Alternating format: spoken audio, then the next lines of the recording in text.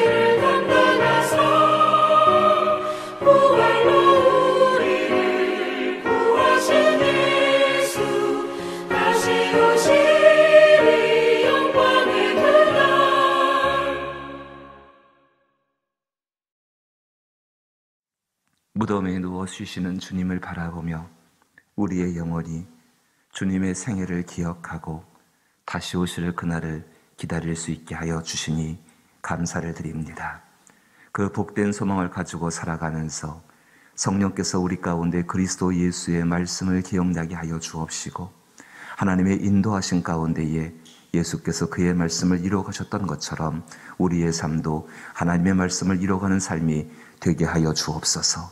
이를 위해 기도할 때에 하늘의 크신 능력과 권세로서 함께하여 주옵시고 또 우리가 소망하고 바라는 바 그대로 그리스도 예수 안에서 하나님의 뜻 가운데 온전하여지고 예수님의 음성 그대로 생명을 얻되 더욱더 풍성히 얻을 수 있는 삶이 되게 하여 주옵소서. 진실로 그리스도의 능력과 그의 사랑과 또 십자가에서 보이신 그 놀라운 희생과 절제가 우리 가운데 있게 되기를 원하오니 성령이여 우리를 인도하여 주옵소서. 예수님 이름으로 기도하옵나이다. 아멘. 오늘 함께 보실 말씀은 사무엘하 24장 20절로부터 25절 말씀입니다. 사무엘하 24장 20절로부터 25절 말씀 같이 한 절씩 번갈아서 읽어보죠. 사무엘하 24장 20절로부터 25절입니다. 구약성경 507면에 해당하고 제가 먼저 20절을 읽겠습니다. 아리우나가 바라보다가 왕과 그의 부하들이 자기를 향하여 건너옴을 보고 나가서 왕 앞에서 얼굴을 땅에 대고 절하며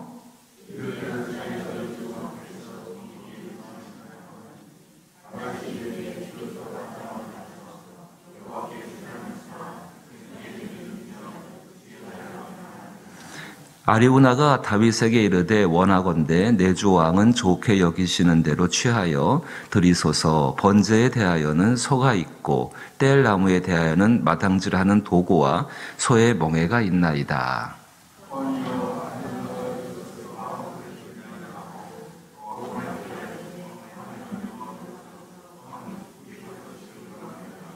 왕이 아리우나에게 이르되 그렇지 아니하다. 내가 값을 주고 내게서 살이라.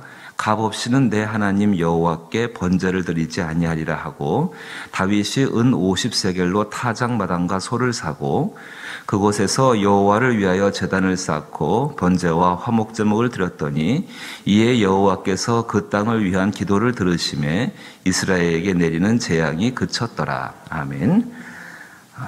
사무엘하의 마지막 부분입니다. 이제 이 이야기 이후에는 역대상 21장 이후부터 보시게 되면은 여러분들께서 그 어떤 일들이 벌어지는지를 또 한번 살펴보실 수 있으실 것입니다. 역대상 21장부터입니다. 이 아리우나의 타작마당 놀라운 일이 벌어지고 있는 곳이지요. 당장 여기서는 이제 재앙이 그쳐지게 되어지고 그 전염병이 끝나게 되어지고 또 우리도 이런 예배를 드림으로 말미암아 하나님께서 이 땅의 재앙병을, 전염병을 멈추시기를 주의 이름으로 기도하고 축복합니다. 정말로 이런 일들이 일어나는 것이 무엇인가? 현장에서는 이렇지만은요, 조금 더 시간이 지나게 되면 이 아리우나의 타작마당 가운데에 솔로몬의 성전이 세워지게 되어집니다. 그러니까 이 장소가 굉장히 고통스럽고 힘겨운 장소지만은 하나님께서는 이 장소를 통하여서 이곳을 통하여서 하나님의 성전을 세우시고 그 성전 가운데 영광으로서 임재하시게 되어집니다. 그러니까 하나님께서는 어떤 고난을 통하여서 지금 이 힘겹고 어려운 고난을 통하여서 그 자리 가운데에 하나님의 영광이 임재될 것을 예비하고 계시는 것이지요. 에베소서를 가만히 보게 되니까 교회 가운데 또 그리스도인들 가운데 하시는 말씀 중에서 하나님의 영광으로 풍성하여지고 성령으로 그의 능력으로 말미암아 속사람을 강건케 하시옵고라는 사도 바울의 기도가 등장합니다. 가만히 그 내용을 살펴보게 되니까는요, 하나님 안에 있으면서 하나님의 영광으로 풍성해지고 이미 우리 가운데 계시는 성령으로 말미암아서 우리의 속사람, 거듭난 사람들이죠. 그 거듭난 사람들이 죄에 대해서, 세상에 대해서, 특별히 자기 자신의 연약한 것들이 있습니다. 그 연약한 거에 대해서 강건하여져서 하나님 말씀을 따라가 살면서 이 땅 가운데 성령이 내주하시는 한 명 한 명의 성전이 되기를 원하시는 하나님의 마음이 담겨져 있습니다. 또 특별한 사건이 있습니다. 이 아리우나의 타작마당 가운데에는 이 구약 성경 가운데 참 보기 드물게 나오는 표현인데요. 25절 말씀 보게 되니까는 그곳에서 여호와를 위하여 제단을 쌓고 번제와 화목제물을 드렸더니 이에 여호와께서 그 땅을 위한 기도를 들으시매. 그 땅을 위한 기도를 들으시매. 그러니까 이 말 앞에는 하나님께서 그들의 기도를 듣지 않으셨다는 전제가 한 가지 있게 되어지지요.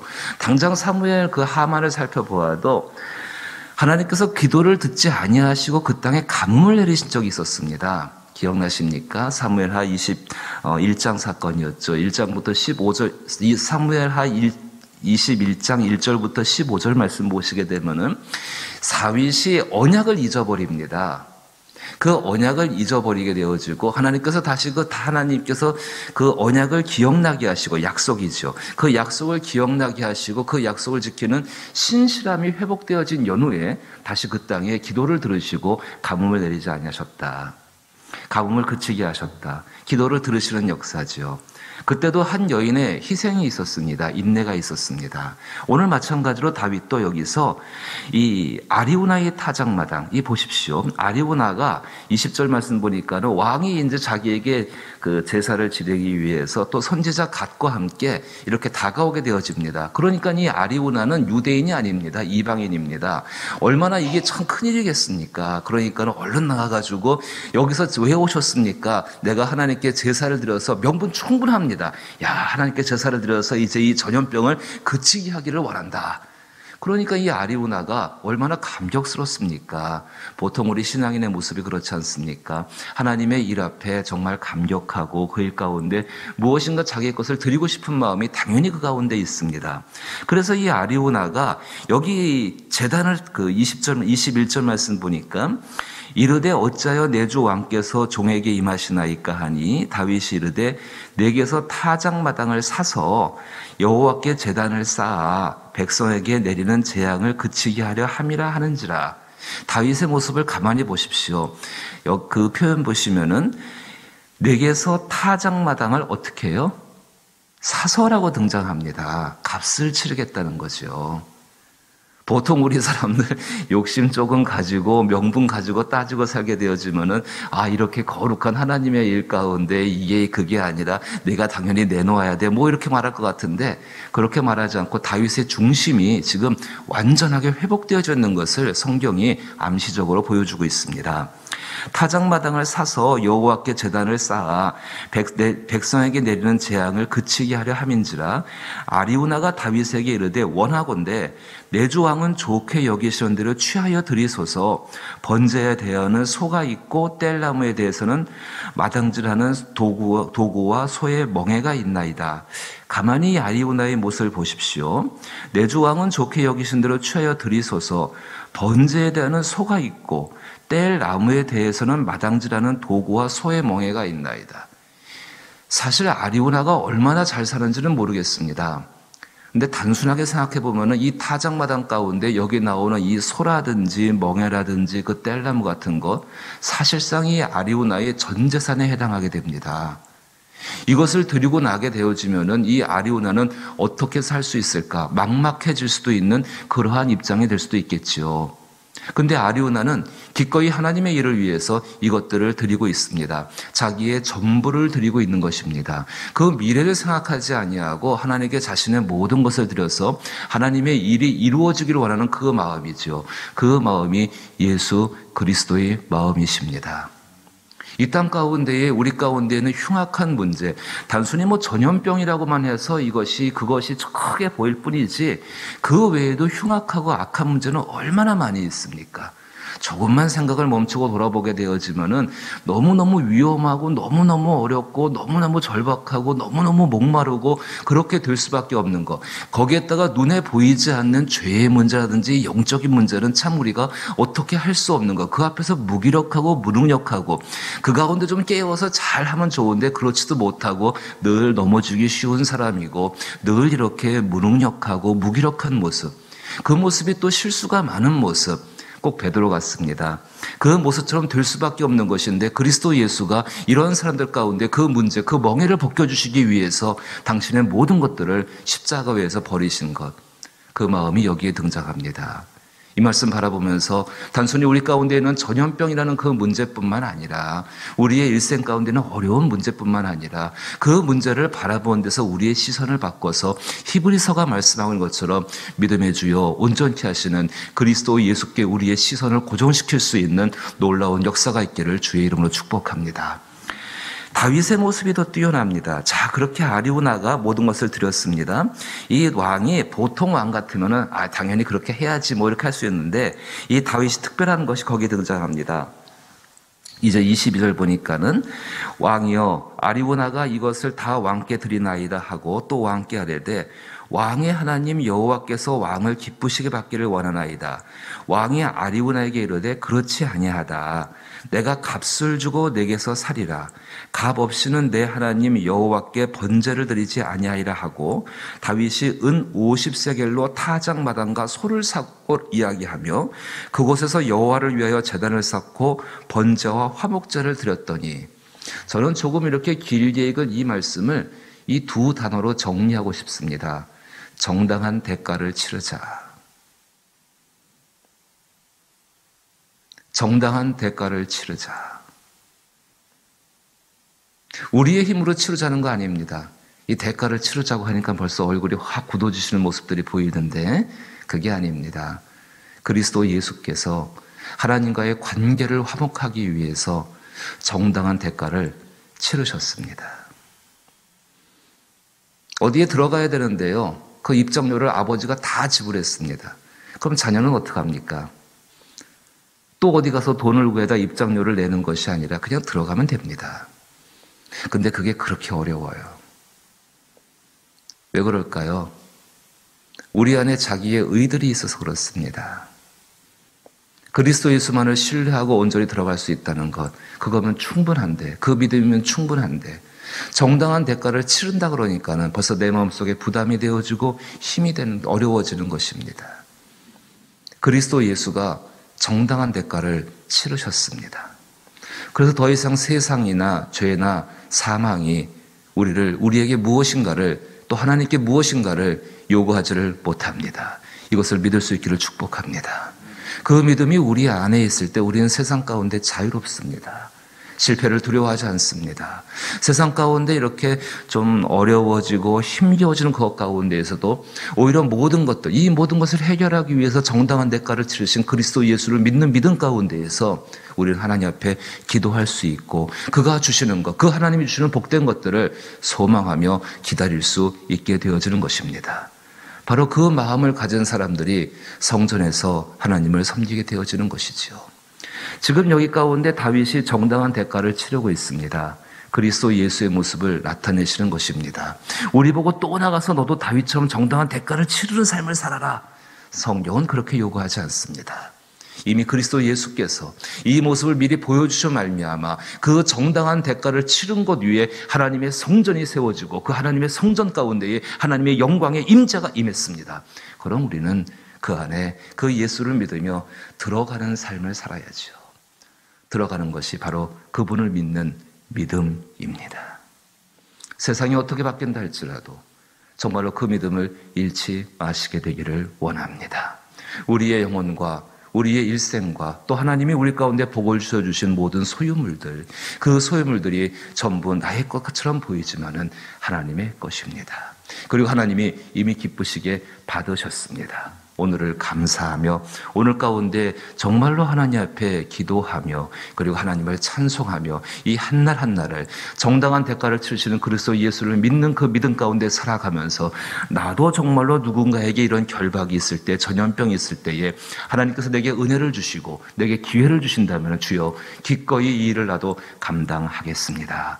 라고 그 마음의 결심을 가지고 살아갈 때에 하나님의 충만한 하나님의 성령이 우리를 인도하셔서 그의 복된 세계를 이뤄가실 줄로 믿습니다. 그 은혜의 삶을 살 수 있기를 주의 이름으로 축복합니다.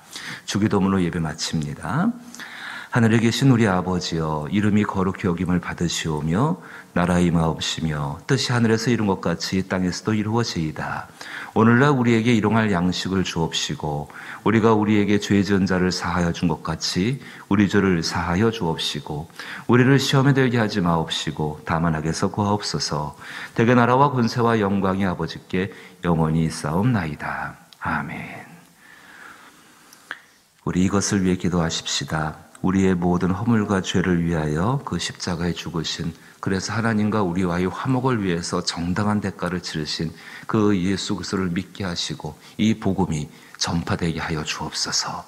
이 일 가운데 우리를 사용하여 주시고 성령으로 도와주셔서 인도함 받게 하여 주옵소서라고 기도하시고, 병들고 약한 분들을 위해 기도하시고, 또한 하나님의 몸된 교회를 위해 기도하실 때에 사대 목표를 기억하시며 기도해 주시길 부탁을 드리고, 받지 못한 영혼들 하나님의 성령께서 전도의 문을 열어주시고 구원의 길들을 열어주시어서 구원을 얻게 하여 주옵소서. 정말 그것 때문에 아파하는 것은 축복인 줄로 압니다. 그 절박한 10년 가운데 하나님의 은혜가 더욱더 풍성히 임하실 줄로 믿습니다. 그리고 선교지와 교회들을 위해 기도해 주십시오. 잠비아에서 온 편지가 있고요. 또 아르헨티나에서 온 그 소식들이 있고, 또 필리핀에서 온 그 소식들이 있고, 태국에서 온 소식들이 있습니다. 여러분 구역장 카톡을 통해 전달되고 있는데 읽어보시고서 마음 다른 대로 힘드는 대로 기도하실 수 있게 되기를 부탁을 드립니다. 그리고 도울 수 있는 여력이 있으신다고 한다면 기꺼이 또 도울 수 있는 저와 여러분 되기를 부탁을 드립니다. 함께 기도하십시다.